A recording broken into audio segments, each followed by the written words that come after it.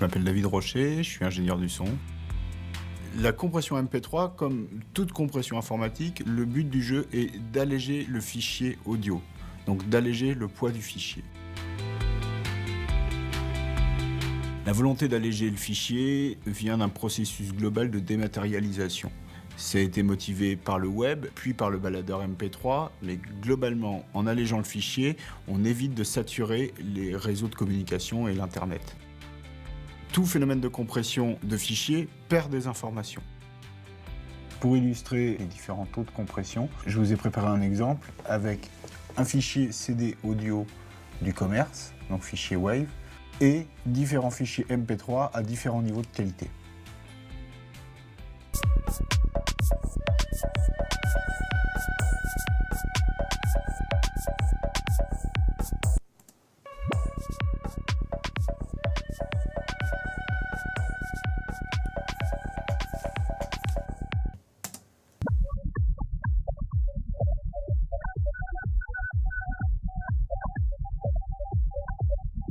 Donc là, dans la compression la plus dégradée, celle qui a eu lieu à 8 kilobits par seconde, on voit bien que l'amplitude globale du signal a été énormément altérée. Il y a beaucoup moins d'amplitude de signal. Je rappelle que dans l'axe vertical, c'est bien des décibels. Alors ça, c'est dû sûrement à une compression dynamique, mais aussi tout simplement au fait qu'on a perdu une partie des fréquences. Souvent en plus les fréquences aiguës, donc celles qui marquent les attaques. On voit bien que cette forme d'onde originelle-là est à peu près respectée dans le meilleur décodage MP3, par contre totalement dégradée dans un codage MP3 de très mauvaise qualité. Il est évident qu'un fichier de basse qualité vous amène à une écoute approximative.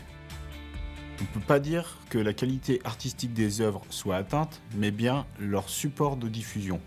Par analogie, une photo mauvaise qualité basse résolution d'un tableau ne fait pas la qualité du tableau. La question à terme, c'est de savoir si le web sera capable de nous fournir des fichiers audio WAV de qualité CD à terme. Le phénomène d'usage de masse du MP3 sur le web risque nécessairement de faire disparaître le fichier WAV haute qualité.